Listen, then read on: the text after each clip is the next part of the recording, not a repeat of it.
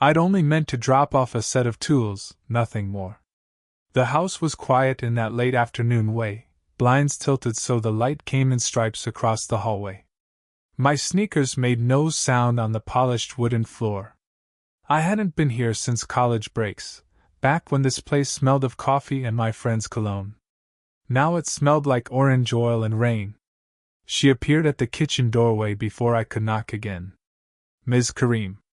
My friend's mother. Her hair was tied up loosely, a strand falling against her cheek, a faint smudge of paint on the edge of her thumb. She had always been elegant, but the years had softened something around her eyes. "You're early," she said, and her voice was low, unsure, like she'd been rehearsing a different line. "Traffic was light," I murmured, shifting the toolbox to my other hand. For a heartbeat we just stood there, me in my jacket still zipped to the collar, her in an oversized cardigan with a missing button. She glanced at the box I carried, then at my face, then away. "I haven't done this for a long time," she said finally, stepping back so I could enter. "Please, help me." It wasn't a dramatic plea. More like a quiet confession, meant for no one. She gestured toward a canvas propped on the dining table. The room had been turned into a makeshift studio. Brushes and jars, dropped cloth on the floor, a small heater humming in the corner. I set the toolbox down. "You're painting again." "Trying," she said. "Your friend always promised he'd fix the light for me. He never did." I unscrewed the old bulb and replaced it without being asked. She stood close enough that I could smell her perfume, faint, citrus, and something warm beneath it. When the new bulb flicked on, the whole canvas lit up, a rough outline of a coastline, stormy and unfinished. Her hands trembled as she reached for a brush. "I can't seem to hold the lines steady anymore." "You've been out of practice," I said, softer than I meant to. She looked at me then, directly, like she'd forgotten who I was supposed to be. Her gaze lingered a fraction too long before sliding away. "Will you stay? Just for a bit? I need someone to hold the frame while I work." The heater clicked. Outside, rain tapped the windows in uneven rhythms. I found myself nodding, though I wasn't sure why. I held the wooden frame steady as she adjusted it. Her sleeve brushed my wrist.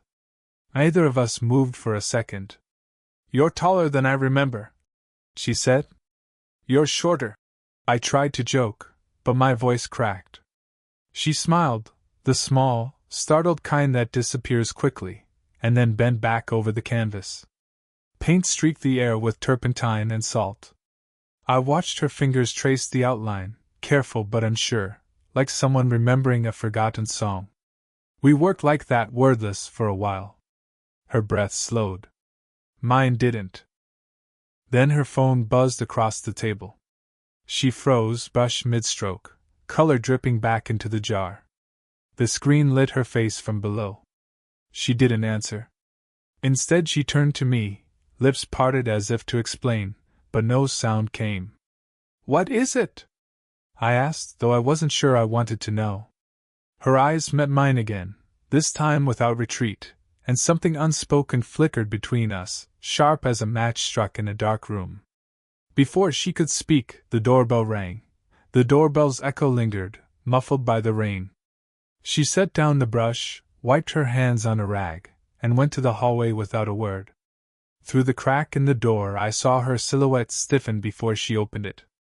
No one was there, just a package wrapped in brown paper. She brought it back in, placed it on the counter, but didn't open it. "They leave things here sometimes," she murmured, eyes lowered. I watched her fingers drum against the box. It was a small, nervous rhythm I remembered from my teenage visits. She'd tap like that when my friend stayed out late. She caught me staring and stopped. "Sorry," she said, as if she'd revealed too much. I shrugged, pretending not to notice. "You still living alone?" "Mostly." Her answer was flat. "He left for Dubai last spring. Contract work. We don't speak much now." She looked down at her hands. "No ring." only a faint tan line where one had been. I nodded slowly. My friend had told me bits of this, but never the tone of it. And the gallery? Still mine. A flicker of pride, then a sigh. It's quieter than I thought it would be at this age. She poured 2 mugs of tea. I took one, fingers brushing hers by accident. She didn't pull away, but she didn't look up either. Inside, my mind felt louder than the rain. She was still my friend's mother. She had been married until recently. I'd come here for a favor, nothing more. Yet I kept noticing details I shouldn't, the line of her throat when she drank, the way her cardigan slipped off one shoulder. She set her mug down and leaned against the counter. You're not a boy anymore, she said quietly, almost to herself. When you came here before, you barely looked me in the eye. I still barely can, I said before thinking. That made her smile, small, tired, but real. Don't, she whispered.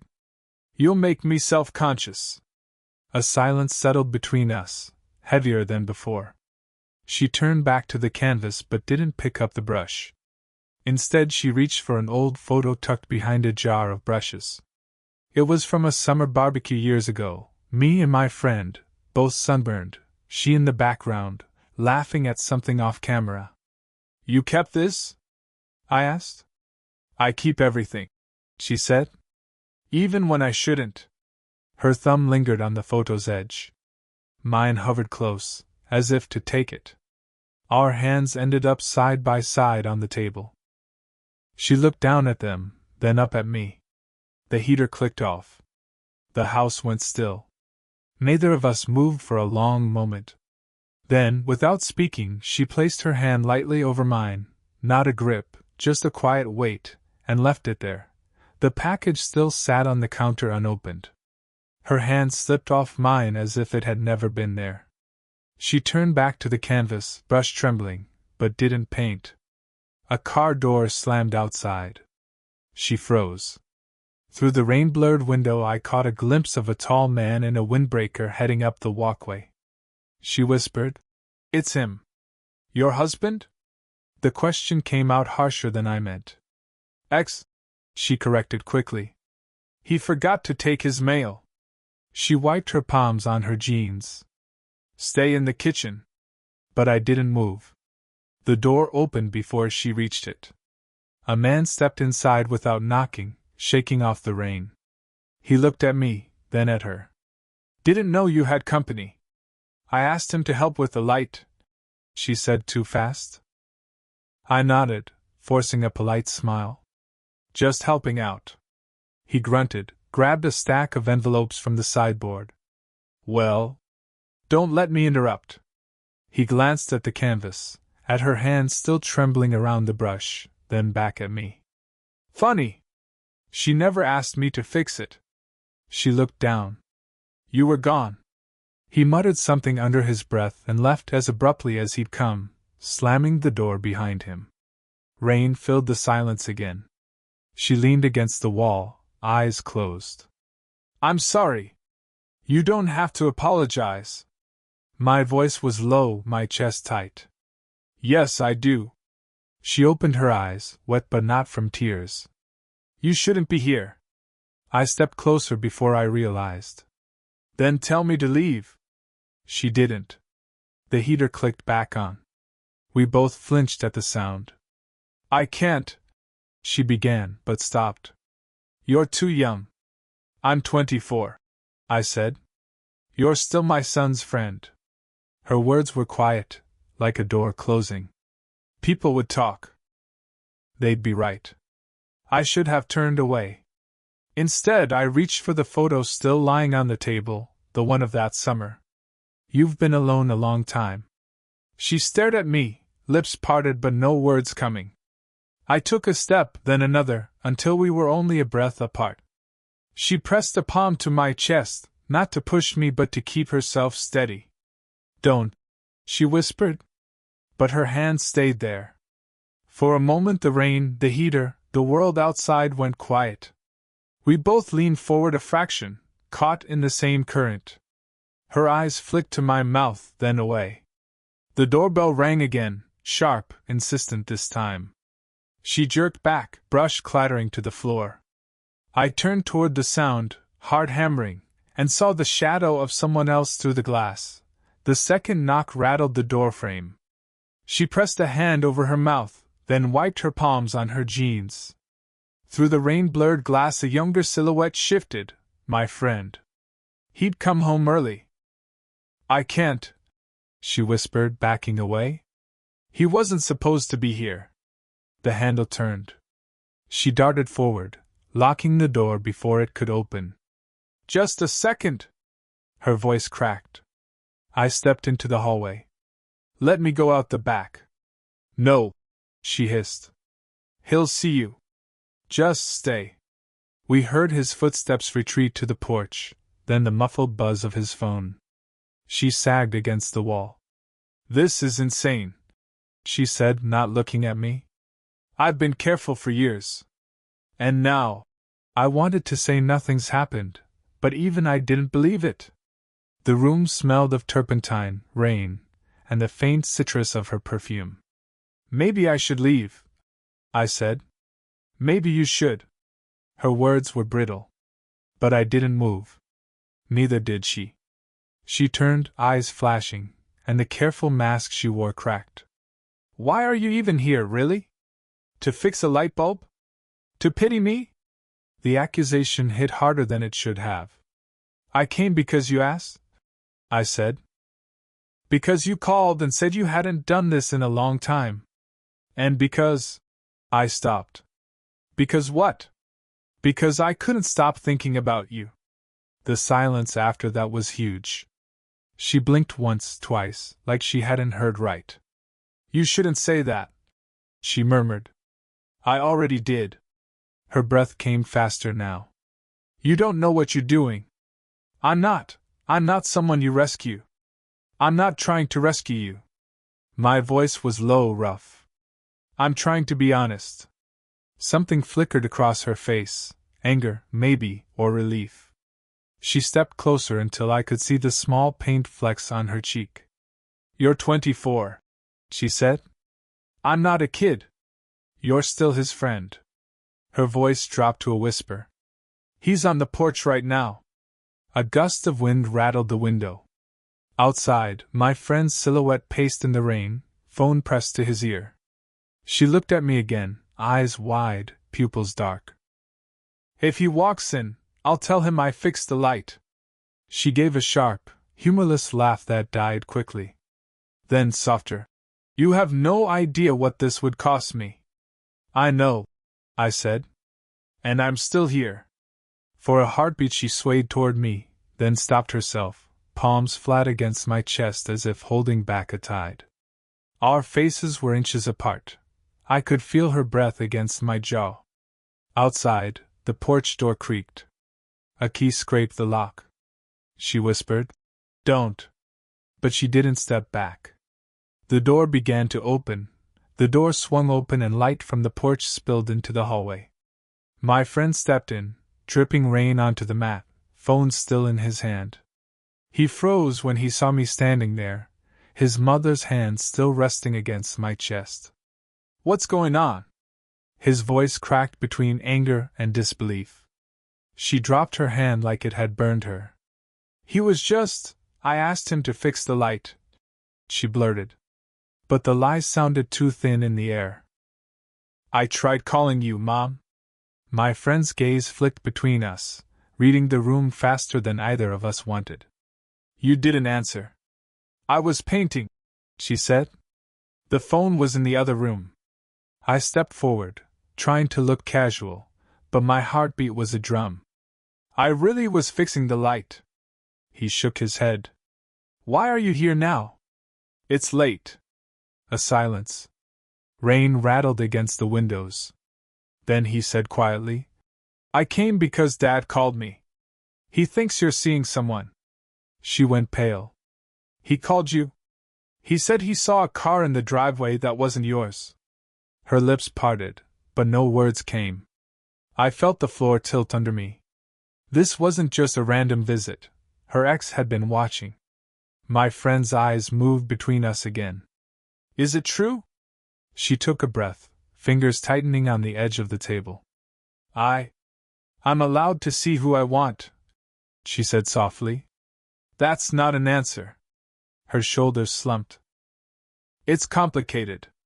I wanted to step in, to defend her, but part of me knew I was the complication. My friend's jaw tightened. He dropped his keys on the counter with a clatter. I need to know, he said, looking straight at me now. I'm not here to hurt anyone, I said, cutting him off. Your mother asked for help. That's all. But even as I spoke, I knew how it sounded. He stared at me, then at her, then back again. Dad was right, he muttered. He said there was something off. Stop, she said sharply. You don't talk to me like that. He blinked, stunned at her tone. So you're choosing him over your own son? Her voice broke. I'm not choosing anyone. You don't understand. He grabbed his jacket. You're right. I don't. The door slammed so hard the canvases rattled.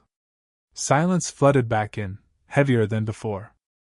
She pressed both hands to her face, shoulders shaking, then lowered them and looked at me with an expression I couldn't read, fear, guilt, maybe something else.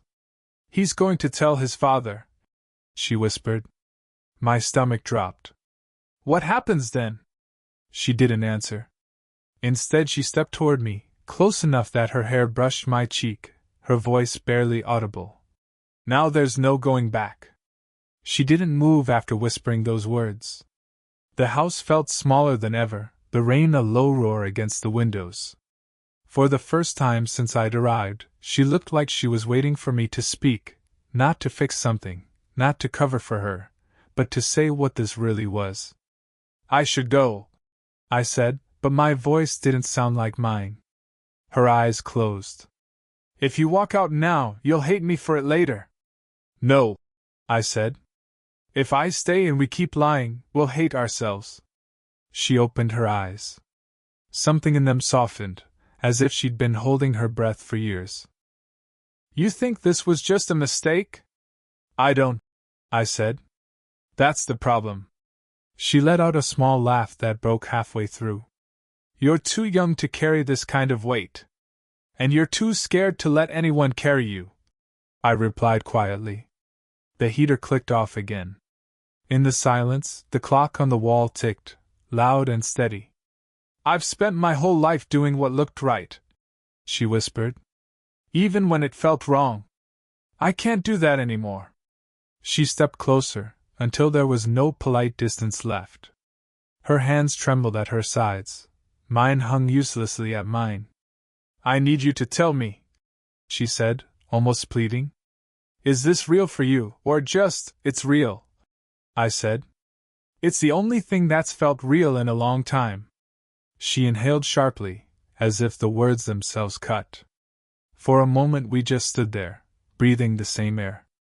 Then she reached up and touched the side of my face, barely there, her thumb tracing the edge of my jaw like she was memorizing it. If we do this, she said, we do it in the open. No hiding, no pretending. Even if it costs me. It'll cost me too, I said. I know. She dropped her hand but didn't step back.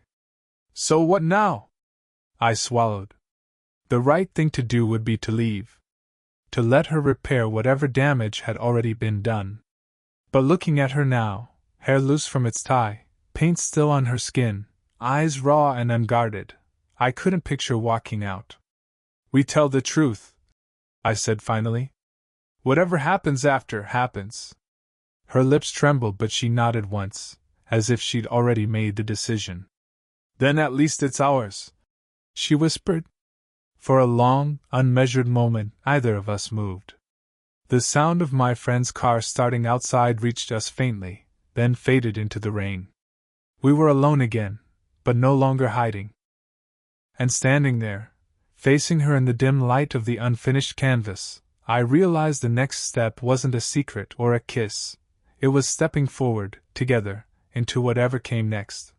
The next morning the rain had stopped, but the house still smelled of turpentine and damp wood. She stood at the window in a fresh sweater, hair down, staring out at the driveway as if expecting someone to appear. I came in quietly from the kitchen, 2 mugs of tea in my hands. She turned at the sound, eyes tired but clear. "He called last night," she said before I could speak. "My son. He said he needed space. He's angry. Hurt. But he's not coming back for a while." I set the mugs down. "I'm sorry." She shook her head. "No. I'm the one who's sorry.